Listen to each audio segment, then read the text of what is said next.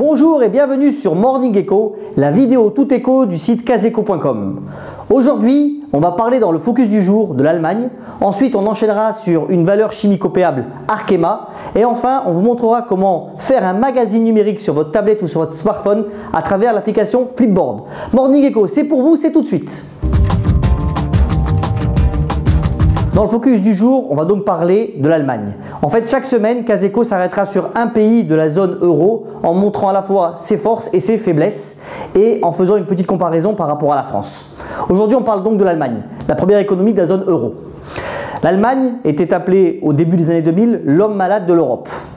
Et pourtant, aujourd'hui, c'est une Allemagne avec 2% de croissance attendue pour cette année, un chômage au plus bas depuis la réunification, 5,5% de la population active, alors qu'en 2006, on était proche des 12%.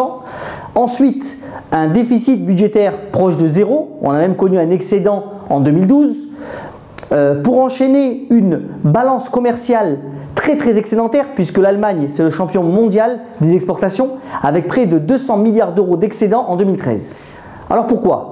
D'abord, l'Allemagne s'est réformée bien en profondeur sur le marché du travail. En effet, Gerhard Schröder a initié les réformes Hartz et a lancé tout un processus de refonte du marché du travail en Allemagne. De plus, l'Allemagne a fait un effort considérable sur son éducation et sur sa formation. En effet, mal classée par les enquêtes type PISA de l'OCDE au début des années 2000, l'Allemagne s'est remise en cause et a fait un vrai effort sur des nouveaux modules d'éducation et de formation. Les progrès ont été considérables, notamment en maths, en lecture, mais aussi en sciences, ce que démontre d'ailleurs la dernière enquête PISA de 2012 commandée par l'OCDE.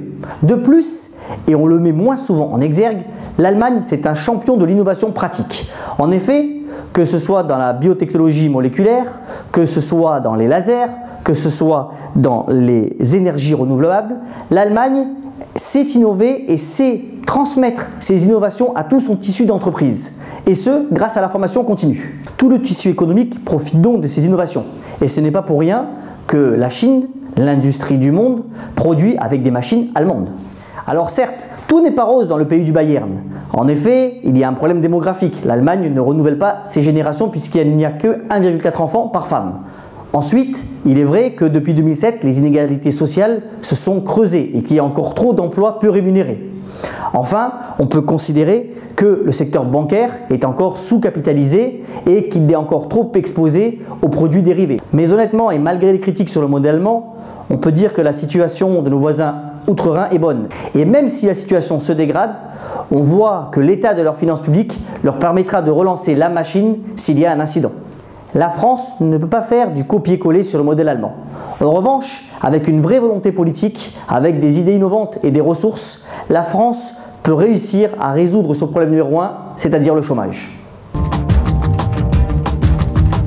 Aujourd'hui, dans l'entreprise du jour, on va parler d'Arkema. Arkema, c'est un pur chimiste qui est né de la réorganisation du pôle chimie de Total en 2004. Arkema, c'est donc un pur de la chimie industrielle et qui est assez équilibré tant au niveau géographique que pour son mix produit sur son chiffre d'affaires. En outre, l'innovation est vraiment au cœur de la stratégie du chimiste français puisque 2,4% de chiffre d'affaires est consacré à la recherche et développement.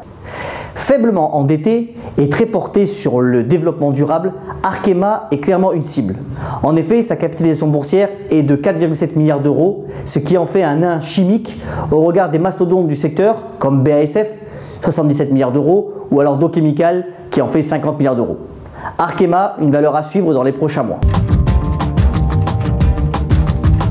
L'application du jour, c'est Flipboard, ou comment créer son magazine numérique sur son smartphone ou alors sur sa tablette.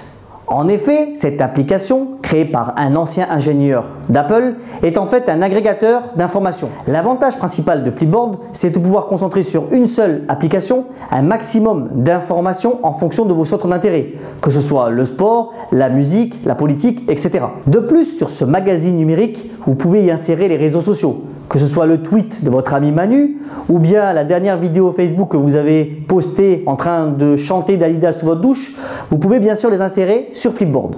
Flipboard, c'est vraiment une jolie application à tel point que Facebook a voulu lancer son concurrent avec Paper.